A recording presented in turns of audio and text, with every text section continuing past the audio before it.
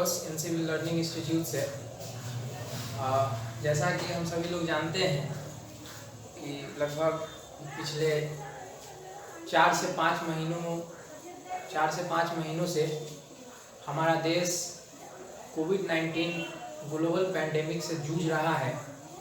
ये बहुत ही बड़ा संकट हमारे देश पर, पूरे दुनिया पर आया है और हमें इस संकट से लड़ना है। और ये मानव का स्वभाव भी रहा है कि जब मानव के सामने कोई संकट आया है, मानव ने उसका बड़ा ही डटकर सामना किया है और उस पर विजय भी प्राप्त की है। तो आई होप एक दिन हम लोग इस बीमारी पर भी विजय प्राप्त कर लेंगे। लेकिन इस संकट में बहुत सारी चीज़ों का नुकसान हुआ है, खासकर विद्यार्थियों का बहुत ज़्यादा नुकसान हुआ है। कोचिंग संस्थानें बंद पड़ी हैं, जितने भी शिक्षण संस्थानें हैं सभी बंद पड़ी हैं। लेकिन इसी बीच में हम लोग को पढ़ना भी है। तो पढ़ने के लिए जैसा कि आप सभी लोग जानते हैं कि बहुत सारे जगहों पर आपको ऑनलाइन क्लास प्रोवाइड किया जा रहा है। तो एनसीबी लर्निंग इंस्टीट्यूट भी अपने बच्चों के लिए ऑनलाइन क्लास की सुविधा लेकर आया है। यहाँ पर आपको हर टॉपिक को बेहतर ढंग से पढ़ाने का, समझाने का कोशिश किया जाएगा। तो जैसा कि हम लोग जानते हैं कि बिहार बोर्ड का जो अब 10th का एग्ज़ाम होगा उसका पैटर्न थोड़ा सा अलग हो चुका है।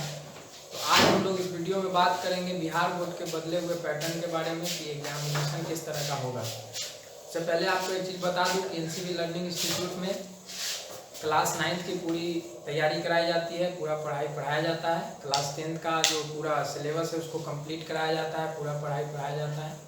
11th और 12th के आर्ट्स का जो कंप्लीट सिलेबस है उसको कंप्लीट कराया जाता है, पूरी तैयारी कराई जाती है। इंग्लिश की भी यहाँ पर व्यवस्था है। तो अभी हम लोग बात करेंगे जो आने वाले क्लास 10th के विद्यार्थियों के लिए जो एग्ज़ाम होने वाला है उसका पैटर्न क्या है। उसके पहले हम लोग सबसे पहले जानेंगे कि एग्ज़ाम कितने नंबर्स का देना है। तो सबसे पहले अगर हम बात करें कि बिहार बोर्ड का जो एग्जामिनेशन होगा तो वो टोटल 600 मार्क्स का होता है। टोटल मार्क्स जो होते हैं एग्जामिनेशन का वो 600 होते हैं, ठीक है। लेकिन इस 600 में हमारा रिजल्ट निर्धारित करने वाला नंबर होता है 500। 500 नंबर ही हमारे रिजल्ट को प्रभावित करता है। हमारा रिजल्ट उसी 500 मार्क्स पर आधारित होता है। तो अगर हम 500 को इसमें से माइनस कर दें तो 100 मार्क्स बचते हैं।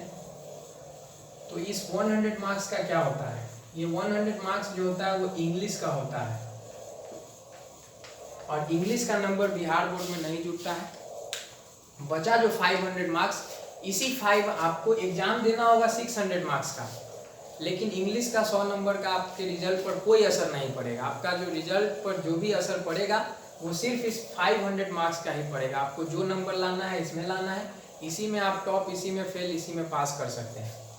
तो 500 मार्क्स को पढ़ने के लिए आपको 500 मार्क्स को पढ़ने के लिए आपको टोटल 5 सब्जेक्ट पढ़ने होंगे। टोटल सब्जेक्ट्स ये आपको 5 पढ़ने होंगे। टोटल 5 सब्जेक्ट आपको पढ़ने होंगे। इसमें सबसे पहला अगर हम बात करें तो किसी को भी लिख सकते हैं, लेकिन पहले हम लिख लेते हैं मैथ्स। मैथमेटिक्स इसका पूरा नाम होता है, लेकिन शॉर्ट में मैथ लिख दिए। हिंदी में इसको गणित बोलते हैं।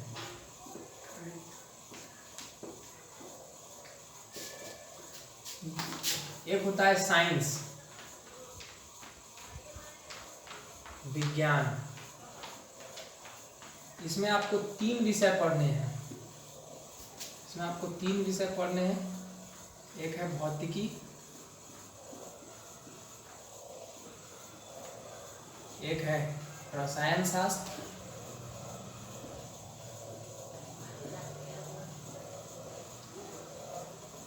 और एक है जीव विज्ञान।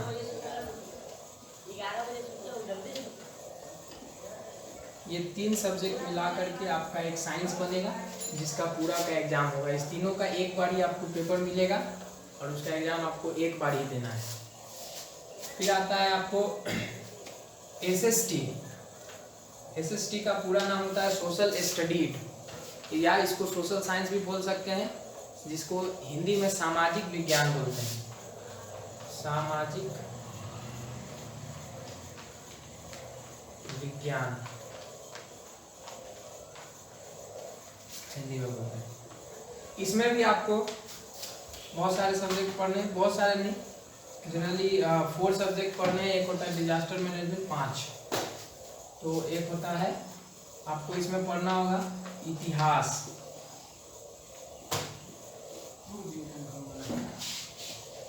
भूगोल, इसमें आपको आता है राजनीतिक शास्त्र,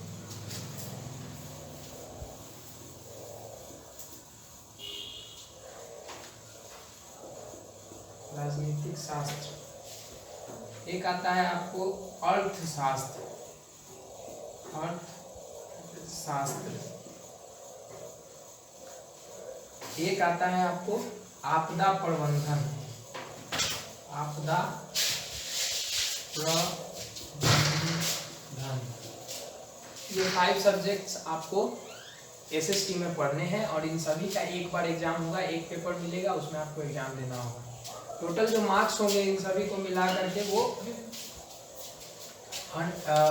इन सभी को मिला करके ये एसएसटी 100 मार्क्स का होता है। ये साइंस भी 100, ये मैथ्स भी 100, सभी 100 मार्क्स के होते हैं। लेकिन साइंस और एसएसटी में उसको 2 पार्ट्स में डिवाइड कर दिया जाता है, वो आगे बताएंगे। पहले एक और नाम लिख दें, हिंदी लैंग्वेज है, ये भी 100 मार्क्स का होता है, 100 मार्क्स। और एक जो आता है सब्जेक्ट आपको, उसमें ये सब्जेक्ट लैंग्वेज ही होता है, उसमें आपके पास 2 ऑप्शन होते हैं, एक संस्कृत और एक उर्दू। उर्दू या संस्कृत, इस दोनों में से आप कोई एक ले सकते हैं 100 मार्क्स का। जनरली जो मुस्लिम बच्चे होते हैं वो उर्दू लेते हैं, हिंदू होते हैं वो संस्कृत लेते हैं, जनरली कोई भी आप ले सकते हैं। तो ये 5 सब्जेक्ट्स हैं जिनमें आप जिनका नंबर आपके रिजल्ट को प्रभावित करता है, और इन सभी में आपको हर सब्जेक्ट में 30% मार्क्स लाना जरूरी है। 30% पास करने के लिए 30% मार्क्स जरूरी है। जैसे मैथ में अगर आपको पास करना है तो कम से कम आपको 30 नंबर, साइंस में 30 नंबर, एसएसटी में 30 नंबर, हिंदी में 30, उर्दू या संस्कृत में 30 नंबर, हर में 30-30 नंबर आपको लाना होगा अगर आप पास करना चाहते हैं तो। लेकिन अगर आपको उससे आगे करना है तो आप और मेहनत करके और ज़्यादा नंबर सोच सकते हैं। नंबर सोचना वो आपके ऊपर है कि आपको क्या गेट करना है, आपको क्या गेन करना है, ये नंबर वो आप सोचिए। अगर इस तरह से होता है, ये भी 100 मार्क्स का होता है, ये भी 100 मार्क्स का होता है। टोटल हो गए 500 मार्क्स मार्क्स। एक 100 मार्क्स जो इंग्लिश होता है वो एग्जाम देना है, लेकिन उसका रिजल्ट पर कोई असर नहीं पड़ता है। इतना पढ़ना था हम लोग को। अब जानते हैं कि इस दोनों में क्या होता है। क्या किया जाता है कि 3 सब्जेक्ट पढ़ने हैं, इसमें लगभग 5 सब्जेक्ट पढ़ने हैं, जनरली 4 पढ़ने होते हैं, एक भूगोल में ही आ जाता है। इसमें जो 100 मार्क्स है, इस 100 को 2 पार्ट्स में डिवाइड किया गया है। एक जगह 80 मार्क्स कर दिया गया है और एक जगह 20 मार्क्स कर दिया गया है।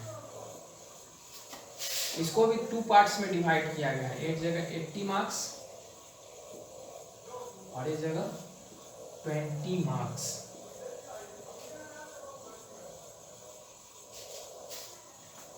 ये 80 मार्क्स जो होगा वो आपको रिटन एग्जाम देना होगा। एग्जामिनेशन हॉल में जाकर इसका आंसर आपको लिखना होगा, रिटन एग्जाम होगा। ये 20 मार्क्स जो है वो आपको प्रैक्टिकल के होंगे।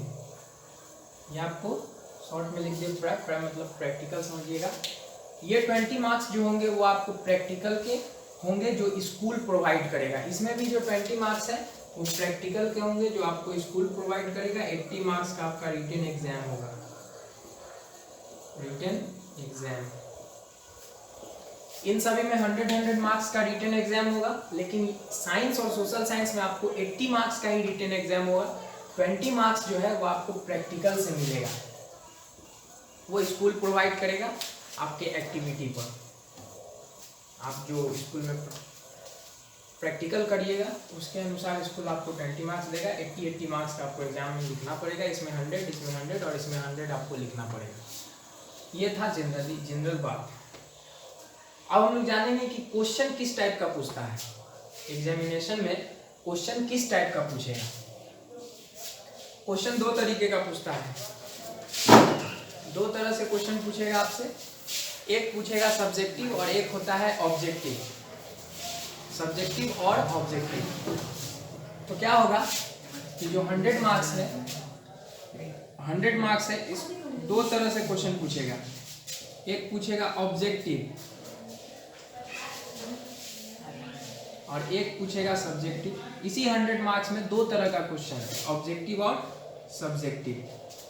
और ये जो 80 मार्क्स है, इस 80 में फिर दो तरह का क्वेश्चन आएगा आपको। एक होगा ऑब्जेक्टिव और एक होगा सब्जेक्टिव। सब में वही होगा, ऑब्जेक्टिव और सब्जेक्टिव। ये ऑब्जेक्टिव क्या होता है, सब्जेक्टिव क्या होता है? ऑब्जेक्टिव उसको कहते हैं जिसमें आपको क्वेश्चन मिलेगा एक, उसके लिए आपको 4 ऑप्शन मिलेंगे। 4 ऑप्शन मिलेंगे, उसमें कोई एक सही होगा जो आपको चुनना होता है। 4 ऑप्शन होंगे, उसमें से कोई एक सही होगा, उसको चुनना होगा। इस तरह का क्वेश्चन मिलेगा आपको। एक मिलेगा आपको लिखने वाला है, क्वेश्चन दे दिया जाएगा, उसका आंसर आपको खुद से लिखना होगा कॉपी पर। ऑब्जेक्टिव का आंसर देने के लिए आपको OMR प्रोवाइड किया जाएगा, उसमें चार गोला होगा, जो सही होगा उसके सामने उसको भर देना है, वो आगे की बात है। जनरली 2 टाइप्स के क्वेश्चन पूछेंगे। अब कितना पूछेगा, तो ऑब्जेक्टिव जो है, नया पैटर्न ये है कि ऑब्जेक्टिव 60% पूछना है। 60% कहने का मतलब, अगर ये 100 मार्क्स है तो 100 का 60%, तो 100 का 60% मतलब 60 क्वेश्चंस जो होंगे, 60 क्वेश्चंस जो होंगे वो ऑब्जेक्टिव होंगे। इनमें से आपको मात्र 50 के आंसर देने हैं, 50 के आंसर देने हैं। 10 क्वेश्चन जो है आपके लिए एक्स्ट्रा है, आपके सुविधा के लिए 10 क्वेश्चन ज्यादा दिया गया है। आपको कोई भी 50 के आंसर देना है, शुरू से दीजिए, लास्ट से दीजिए, 20 से दीजिए, लेकिन आपको किसी भी 50 ऑब्जेक्टिव के ही उत्तर देने हैं। 60% क्वेश्चन मिलेगा ऑब्जेक्टिव टाइप का, लेकिन उसमें 50 का ही आपको आंसर देना है, 10 क्वेश्चन एक्स्ट्रा है। सब्जेक्टिव में भी यही चीज है, उसमें भी अगर आपको मान लीजिए कि 10 क्वेश्चन लिखने हैं, तो नया पैटर्न बिहार बोर्ड का ये है कि उसमें आपको 18 या 17 क्वेश्चन दिए जाएंगे और उसमें से आपको 10 लिखना है, मतलब 7 और 8 एक्स्ट्रा, 7 या 8 एक्स्ट्रा क्वेश्चन आपको दिए जाएंगे। 100 मार्क्स जो भी होगा उसमें 60 ऑब्जेक्टिव्स होंगे, जिसमें से 50 के आंसर देने हैं, बचा 10 एक्स्ट्रा होगा। लेकिन ये जो 80 है, 80 का 60% जब निकालिएगा तो ये 48 होगा। 48 क्वेश्चंस आपको दिए जाएंगे ऑब्जेक्टिव के, जो 80 मार्क्स का एग्जाम होगा उसमें 48 क्वेश्चंस दिए जाएंगे। इन 48 में आपको सिर्फ 40 के आंसर देने हैं। 48 में आपको 40 के आंसर देने, किसी भी 40 के आपको आंसर देने हैं। बचा हुआ जो 8 क्वेश्चन है वो एक्स्ट्रा होगा आपके सुविधा के लिए। यहाँ भी यही चीज होगा, 48 ऑब्जेक्टिव्स होंगे, उसमें आपको 40 के आंसर देने हैं, 8 क्वेश्चंस आपके लिए एक्स्ट्रा होंगे। फिर यहाँ हो जाएगा 60 ऑब्जेक्टिव्स होंगे, 50 का आंसर देना है, और जो 10 ऑब्जेक्टिव्स होंगे वो आपके लिए एक्स्ट्रा होंगे। फिर यहाँ भी वही चीज हो जाएगा। तो ये हमारा न्यू पैटर्न है, क्वेश्चन का टाइप है। अब आपको अपना टारगेट सेट करना है। ये बताने का मेरा मकसद सिर्फ ये था कि जब तक आदमी को मंजिल का पता नहीं हो, वो ये चूज नहीं कर पाता है कि हमको किस रास्ते पर जाना है और कैसे कहाँ पहुँचना है, क्योंकि मंजिल ही सेट नहीं है। लेकिन जब मंजिल पता होती है तो आदमी रास्ता भी आसानी से चुन लेता है और मंजिल तक पहुँच भी आसानी से जाता है। तो आपको ये मंजिल मिल गया, अब इसमें आपको अपना टारगेट सेट करना है कि इसमें आपको पहुँचना कहाँ है। 500 मार्क्स में आपको कहाँ पहुँचना है उस तरह का आपको मेहनत करना हो, अपना टारगेट सेट कीजिए और अपनी मंजिल को पाने की कोशिश कीजिए। इस वीडियो को देखने के लिए आप सभी का धन्यवाद।